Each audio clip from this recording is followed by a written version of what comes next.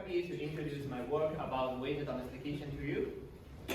So wheat, as one of our main food, we all know that it experienced a long-term evolution and domestication, which contains twice hybridations and 3 domestications, and then after the Green Revolution, we get our modern STM and modern Europe. During this stage, wheat morphological diversity has decreased. Which is called the bottleneck of the current domestication. We have few materials for our breeding work. At the same time, during the long-term evolution, we find wheat phenotypes has been changed during the domestication, and which makes us have interest about what it will be in the future. So here, we propose our question: can natural diversity be exploited to produce higher yielding phenotypes? In order to answer this question, I divided my work into 2 parts. The first, I will summarize the previous wheat. I will explore the trees of wild species. How does the morphospace of wild wheats differ from that of domesticated ones, and when did the changes happen? In part 2, I will predict the future wheat.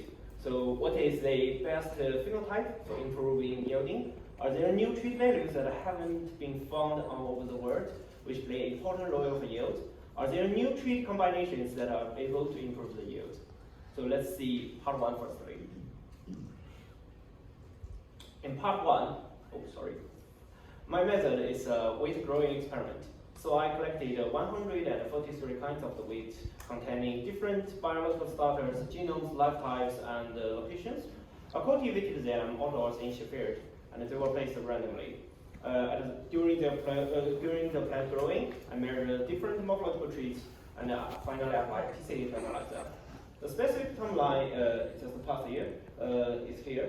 So in March and April, we did the wheat germination and fertilization. In May, we transplant them into the yard, and then do the following measurement here, this treat. And in July, our wheat ended the vegetative growth, so we kilo some of the repeated samples to the kilolin measurement. And in September, most of our wheat have ended the reproductive growth, so we do the harvest measurements. Then apply them into PCA. Let's see the results. So the PCA shows 3 morphospace with the white morphospace, domesticated morphospace, and modern morphospace. We will find that this morphospace have the overlapped area. At the same time, they also have their distinguished area from each other. So that means with our white materials and modern materials or domesticated materials, they all have their useful traits that can be used in our modern breeding. And the right figures shows which parameters contribute more in PCA.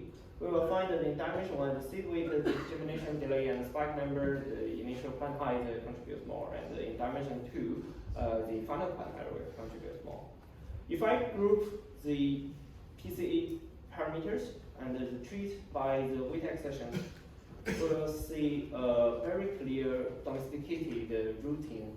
It starts from the Udu, and then move to the Dicopodes as a wild species, and then move to the Lycopon, move to Durum and Evistium. So it's according to the dimension 1. So seed weight, seedling height, leaf size, leaf mass, spike number, seed diameter contributes more in these stages.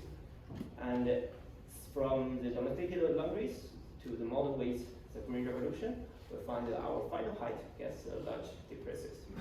We select some of the key traits during the wheat domestication and analyze them more. They're here. So first is the initial plant height. In comparison, we find our domesticated and modern wheat, they show higher initial plant height, so they grow quicker initially. But when it comes to the final plant height, we find that domesticated plants still the largest one, and the wild wheat come to the second rank, and our modern wheat is the shortest. I think it is an effect from the Green Revolution. Another 2 architecture traits are about the stem diameter, which shows how thin the main stem of the wheat, and the leaf insertion angle shows the architecture of the wheat. Our analysis shows the 3 domesticated events the three domesticated lens increase the stem diameter to make the plant get thicker, but decrease the leafing design angle to make our weight architecture become more compact. We also compare the leaf sizes by the leaf widths and the leaf lengths. We find the leaf length is increased during the domestication, but the leaf width is increased during the modern breeding. In our chemical environment, we measured their biomass allocation, and we find that 3 domestication increase the weight biomass. However, as the allocation of the flower proportion, we find that both all of the 3 of them, their flower proportion can decrease during the domestication. We also compare the tier number during the plant growth. So the whole bars shows a maximum tier number during the plant growth, and the solid bars shows the final spike numbers, and the gray bars here shows the tier that lost in plant growing. We find the domestication increase the tier loss, and the selective breeding here, so decrease the maximum tier number. As a result of the tier variation, we find our modern weights has the maximum grain number and grain size, so that leads to the yield increases. Here's the part 1, and we conclude it quickly. I would say why the domesticated and modern weights have overlapping morphospace, but each also occupies the distinct area of the morphospace from one another. Different trees change at different stages during the long-term evolution and the domestication of weight. And there are more details to describe if you have interesting about the weight domestication. That domestication produces large shoots, leaves, inflorescence, and seeds. But on a relative basis, the total allocation to inflorescence decreases up until the Green Revolution. The tendency for stems to become thinner and architecture to become compact has continued throughout the curve evolution. And decreasing tiering strength happened before and after domestication, causing fewer spikers in modern weights. However, this does not lead to the yielding loss due to the improvement in the number and weight gradients for individual spikes. So here are everything that we have reviewed the past weight. So now let's go to part 2 to predict the future weight. At the start of part 2, I want to introduce a concept to you. So future weight, I want to call it ideal type morphology, which is a morphology that we will expect our weight will grow. So it can be regarded as a several dominant traits combination. It was proposed by Donald in 1968. So here, my target, the yielding is a king. So I will apply our weight morphological data from part 1 to adapt to combine them and generate the ideal type of our weight. These steps are done by the computer. So many people ask me why I need to use a computer to do the modeling. There are 3 reasons. Firstly, what if I want to find a weight located at this position? So I need to combine the 2 values. I cannot find it in the real world. Secondly, what if I want to apply the 3 values at out of our current range? I also need computer modeling. And the third reason is that I can set and test the different farming or environment in a cheaper and faster way. So I have to introduce the FSP modeling. It is called a functional structure plant model. This is what I get from Wageningen. The key feature of that is a simulation of the plant architecture. So it regards plants as basic units, like the root unit, internode unit, and leaf unit. And it combines them by the Java and arrow system to make it grow up.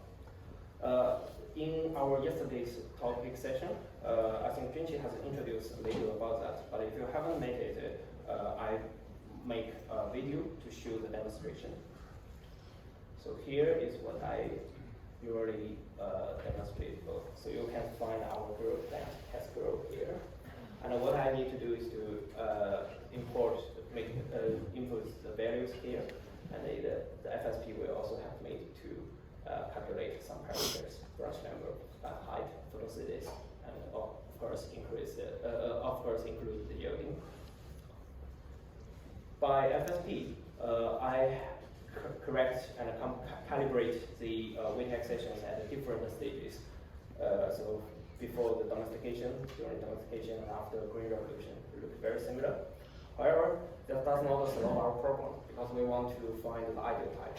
So that makes me consider a new method, which is sensitivity analysis. This is to test which trees are friendly to the yield. The specific step is, firstly, I calculate the part 1 data and I get average values for each tree. Then I calculate a FSP model with the average values and get an average weight.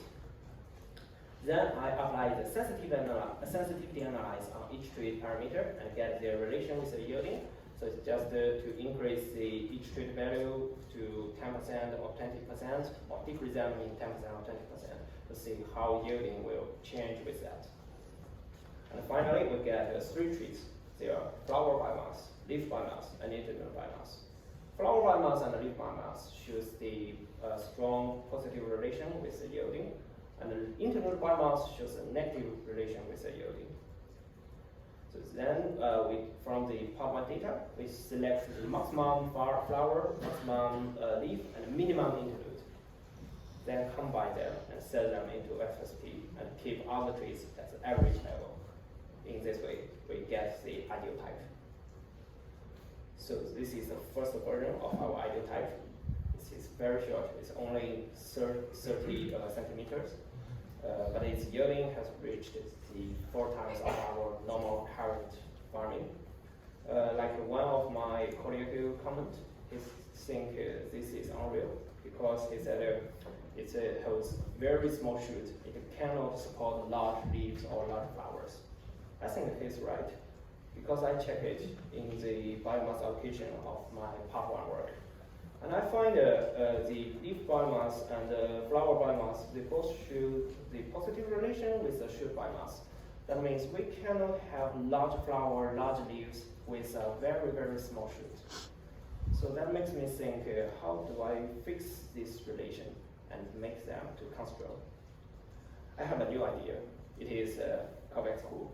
So I apply this algorithm in toy 2Ds.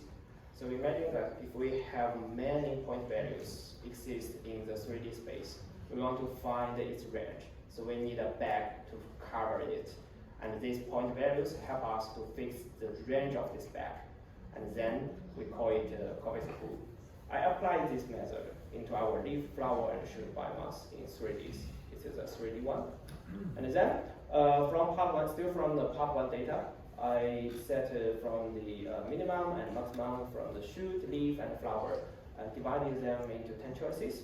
Then I did the combination and population. So in total, I got 1,000 combinations of the leaf, flower, and shoot. Then I fillet them by the convex pool, so by this. And then finally, I get 287 combinations and apply them into FSP based on the average weight. Let's see the result. So here, it keeps the convex pool shape with a leaf, flower, and the internode. I know it's a 2D is a little harder to tell, so I also make a 3D file to help me to open this link.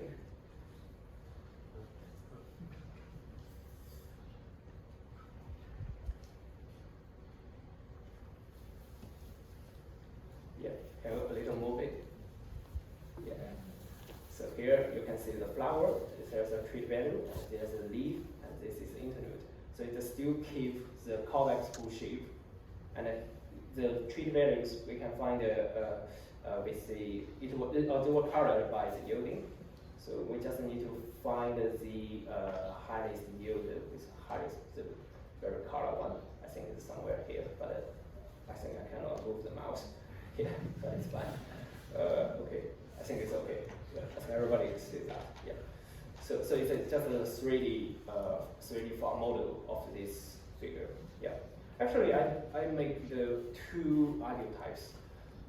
What you see just now is a ideal type based on the average weight, and I also made an ideal type 2 based on the model weight. So this time our weight gets the proper biomass allocation. So here is a flower, leaf, and internode. And our final shape of our weight get back to the normal level. So the height is no more than 1 meter, and the yielding get to the normal one, so that we can, I think our breeding target can achieve. After that, I also did ideal type density test in the FSP. This is in order to check if our ideal type can keep the superiority of the yielding in highest density farming. Our results shows that the ideal type 2 has failed in the high density, but ideal type 1 still keep a high level. At that time, I think ideal type 1 is our final target of the breeding, but when I check the individual plant yield, I find that the ideal type 1, so the individual plant shows the differentiation, and it is more serious in ideal type 2. Its distribution is more like the Bohr-Nemo distribution. In order to check it, I also check the branch numbers, above ground biomass, and the plant height. The results shows the same. So the two ideal types, they all shows a differentiation. So that means the individual plants get competition and loss in the high density. In contrast, the model means that it is a small plant. It shows very good, and there are no many differentiation. So the individual plants will win in win or lose in loss. That will cause a lot of waste. So let's make the conclusion of part 2. The ideal type does not require our leaf, flower, or shoot to reach the maximum or minimum values. Instead, it requires a proportion, just like a trade-off. That means that the optimum lies at immediate observed values. However, the ideal type is larger than model weight, which leads to strong competition and loss of individuals at high densities despite high yields. And please don't forget our part 1 conclusion. While the domesticated and model weights, they have the overlapped areas, but also occupy the distinct area of morpho space from one another. And different trees change at different stages during the long-term evolution and the domestication of weight. And generally, I want to take a summary of our work. So our experiments and modeling have recapitulated the changes in weight morphology arising from domestication and model breeding. They have shown that the morphological trees change during different stages and evolved at different rates, and that avoiding computation at high density despite the large size have been a major outcome of our current model breeding. And for my future work, I would like to check the competitiveness. If domestication changed the competitiveness of the weight, this is due to our density test. I realized that ideal type cannot keep superiority because of the competition. And I think I will apply the events like this. So I'm still looking for the root phenotyping method. Here are everything about this work. And I want to thank Professor Colin Osborne and Dr. Joachim Evers for their instructions to my work. And thanks to my funding CSE scholarship from Chinese government and Sheffield University. And thank every member in Collins Group. They are very kind. And here are everything about this presentation. And thanks for your attention.